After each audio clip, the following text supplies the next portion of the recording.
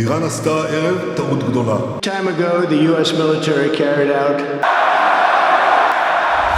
বন্ধুর উপর প্রতিশোধ নিচ্ছে ইসরায়েল। শুনতে আশ্চর্য লাগলেও এটাই হয়তো সত্য।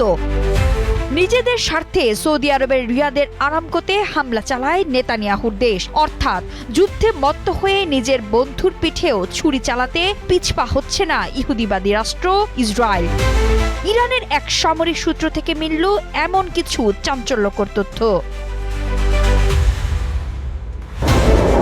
রিয়াদের আরামকোতে হামলা ছিল একটি ইসরায়েলি ফলস ফ্ল্যাগ বা মিথ্যা পতাকা অভিযান, এবং ইসরায়েলের লক্ষ্য হলো ইরানে আক্রমণের অপরাধ থেকে আঞ্চলিক দেশগুলোকে বিভ্রান্ত করা বা মনোযোগ অন্যদিকে সরানো। তাসনিম নিউজের সাথে কথা বলতে গিয়ে ইরানের একটি সামরিক সূত্র এই তথ্য জানিয়েছে। এখন প্রশ্ন হচ্ছে, ফলস ফ্ল্যাগ কি?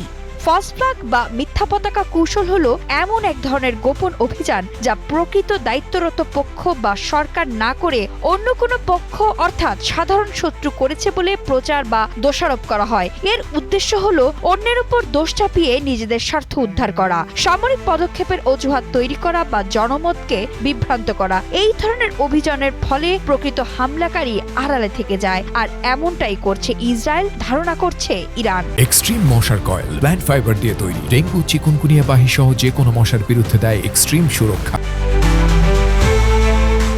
ওয়াকিবহাল সূত্রটি আরও বলেছে, ইরান স্পষ্টভাবে ঘোষণা করেছে যে তারা এই অঞ্চলে সমস্ত আমেরিকান এবং ইসরায়েলি সম্পদ স্থাপনাগুলোকে লক্ষ্যবস্তু করবে, এবং এখন পর্যন্ত তাদের অনেকগুলোতে আক্রমণ করেছে। তবে আরামকো স্থাপনাগুলো এখনো পর্যন্ত ইরানি হামলার লক্ষ্যবস্তুতে ছিল না। তাহলে প্রশ্ন হচ্ছে, আরামকোতে হামলা করল কে?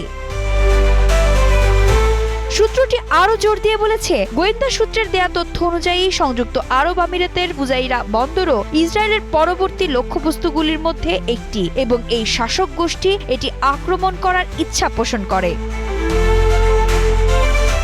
এর আগে 2রা মার্চ ইরানের ড্রোন সৌদি আরবের আরামকোর তেল শোধনাগারে আঘাত এনেছে। এই হামলার পর সৌদি আরামকোর রাশতানুরা রিফাইনারির কার্যক্রম বন্ধ করে। টাইমস অব ইসরায়েলের প্রতিবেদনে বলা হয় এমনটাই।